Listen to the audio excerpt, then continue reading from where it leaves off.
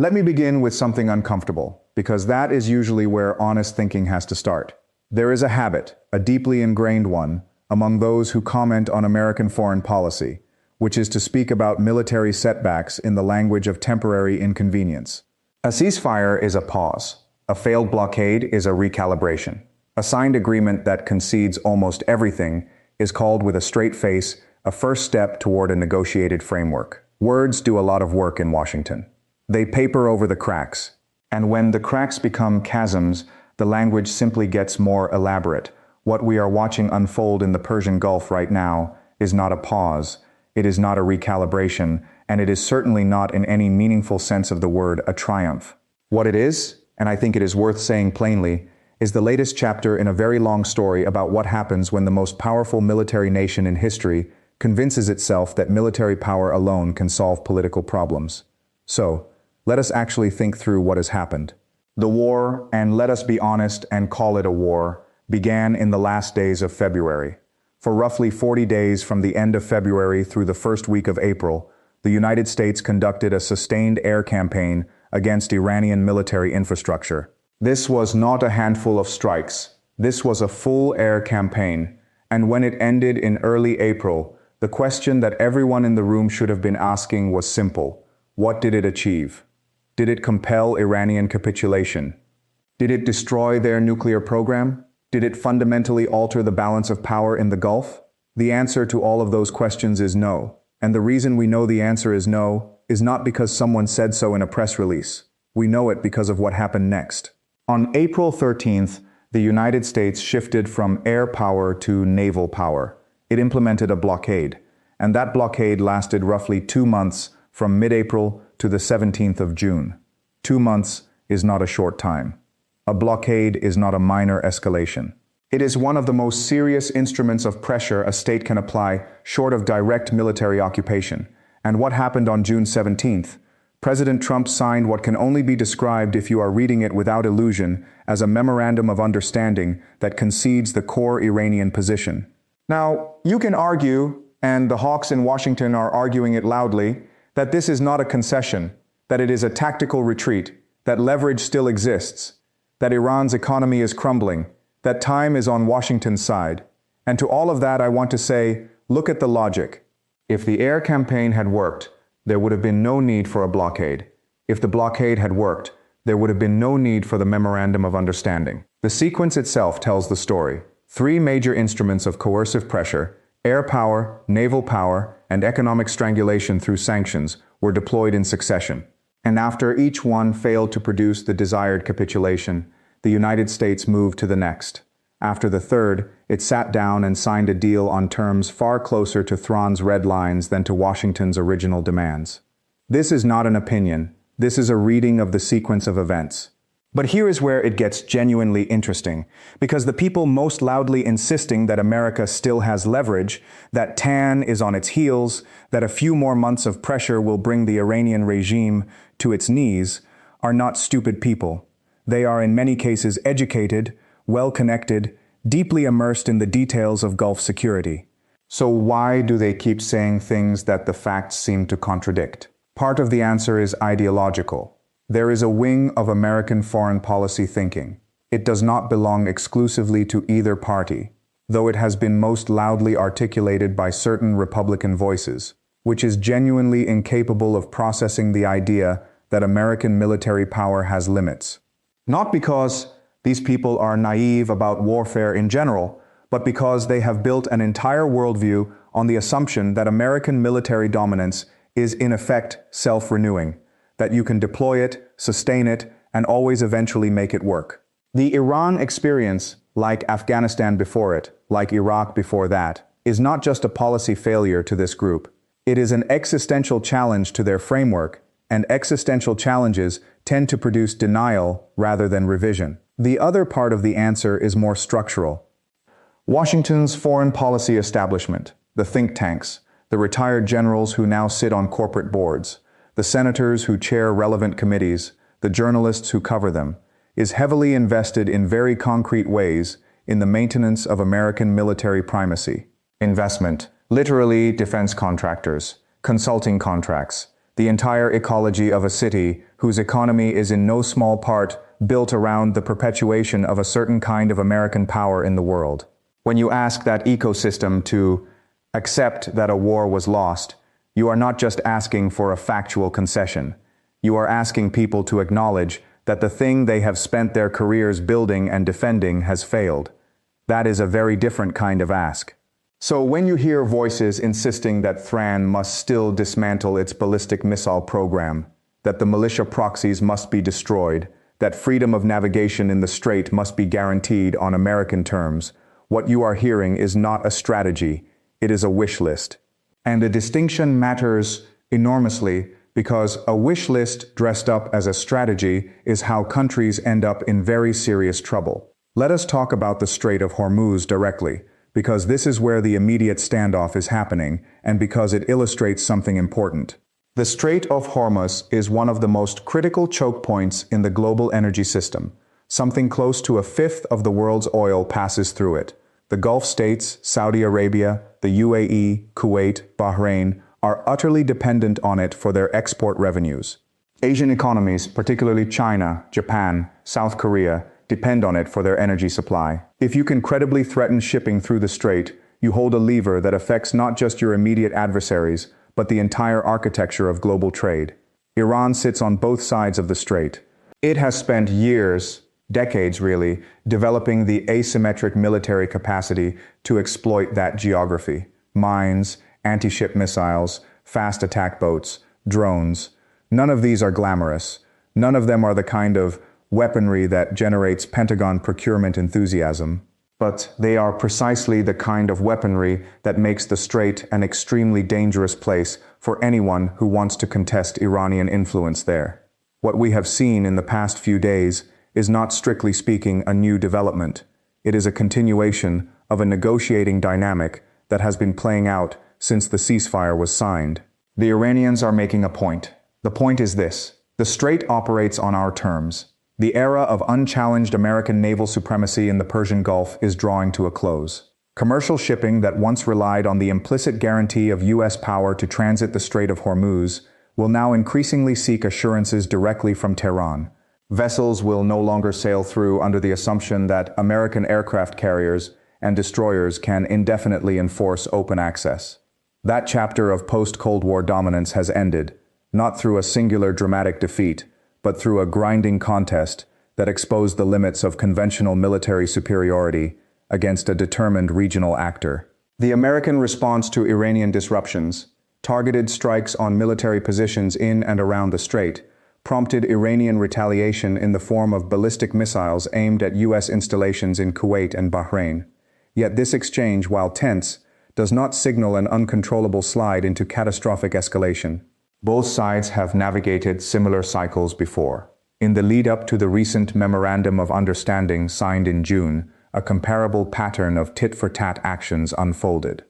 An American asset was struck. Washington responded forcefully, Tehran countered, and further American escalation followed.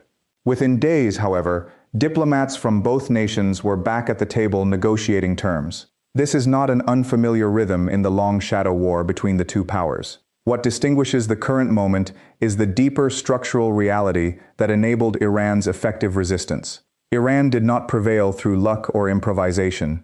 Its success stemmed from a patient, sophisticated, and ruthlessly rational strategy of asymmetric deterrence, honed over more than a decade. Iranian strategists studied the American military machine not with the aim of defeating it in open battle, an impossibility given the disparities in firepower, but by identifying its critical vulnerabilities. These included the dependence on vast stockpiles of expensive precision-guided munitions to sustain prolonged air operations, the concentration of basing infrastructure in a handful of fixed locations across the Gulf, and the inherent political constraints imposed by a war-weary American electorate skeptical of endless Middle Eastern commitments. Iran did not need outright victory. It only needed to raise the costs of continued conflict high enough, and render the prospects of achieving maximalist U.S. objectives uncertain enough, to shift Washington's calculus toward negotiation. In this, it succeeded decisively. Lurking beneath the tactical maneuvers has been the nuclear question. which many analysts viewed as the central driver of American military action. The prevailing logic held that Iran was nearing a nuclear threshold. Crossing it would fundamentally alter the strategic landscape.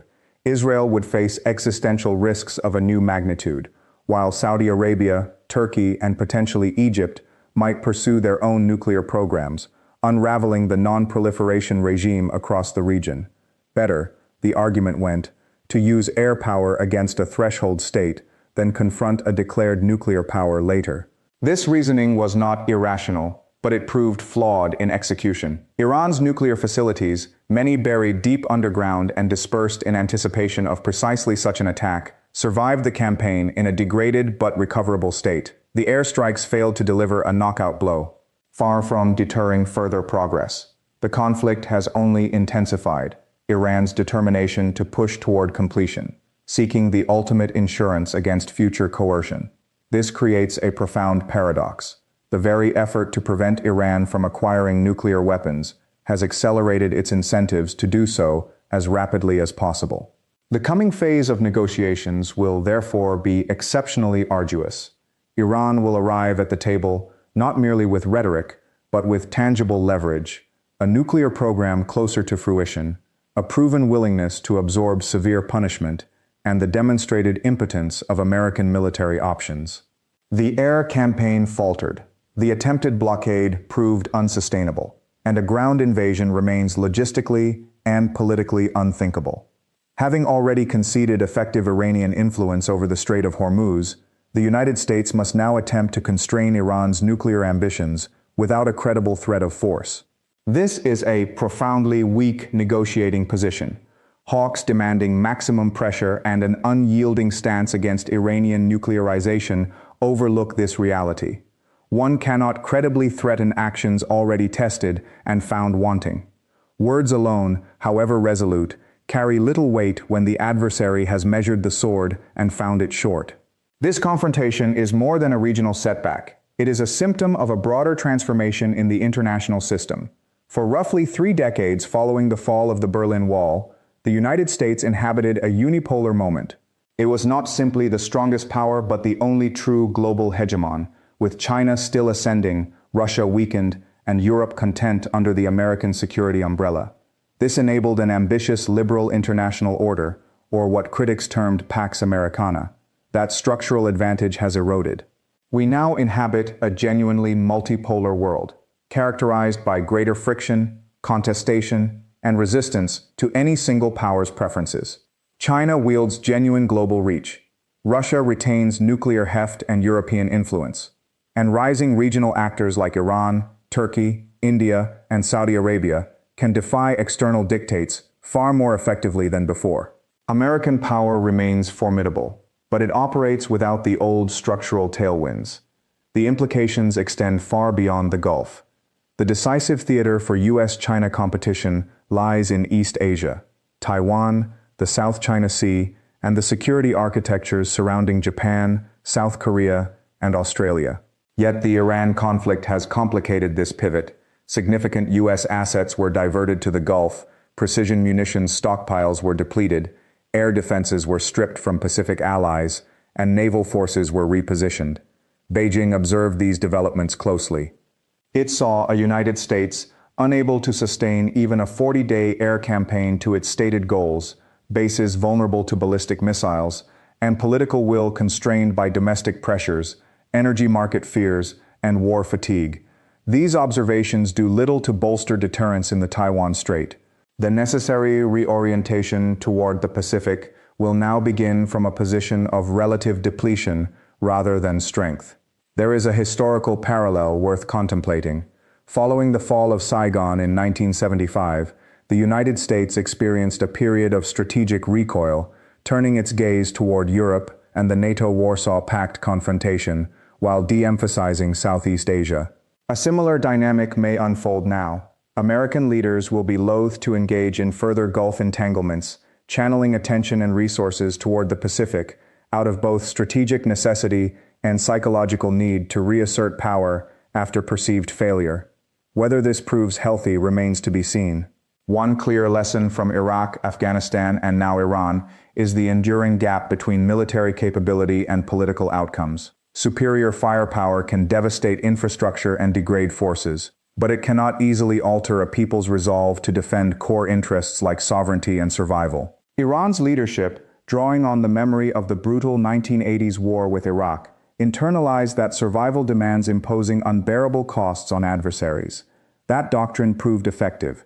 Domestically, the critics of the memorandum, senators, former officials, and commentators decrying unfavorable terms, are correct that the deal falls short of long-standing U.S. objectives. Revenue to Iran will likely bolster its regional activities rather than fund civilian infrastructure, and a more nuclear-capable Iran carries real dangers. Their error lies in ignoring the absence of viable alternatives. Leverage is not abstract. It depends on demonstrated means.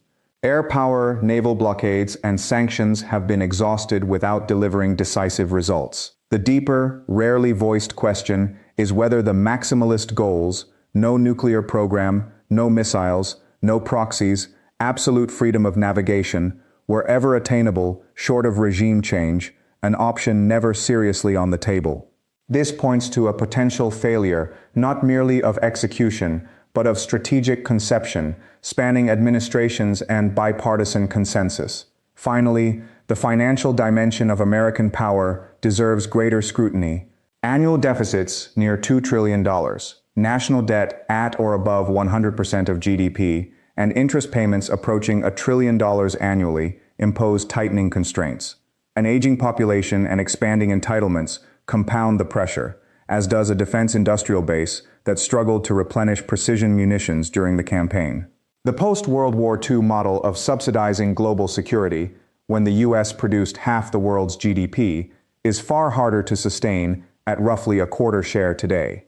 Continuing as global policemen amid fiscal strain, military overstretch, and political exhaustion echoes historical patterns of imperial retrenchment. None of this is easy to acknowledge. Yet clear-eyed foreign policy begins with accepting reality. The United States entered this conflict with sweeping objectives and emerged negotiating terms that acknowledge a significant advance in Iranian regional influence. The Strait of Hormuz now operates under conditions of substantial Iranian control. The nuclear program persists and may accelerate. American forward presence in the Gulf has been shown more vulnerable than advertised. American military power has not vanished, but the era of effortless regional dominance through intimidation has. The world has changed, adversaries have adapted, and domestic foundations for prolonged interventions have weakened. The choice ahead is whether to craft policy on this clear foundation or cling to outdated assumptions. History rarely rewards the latter path.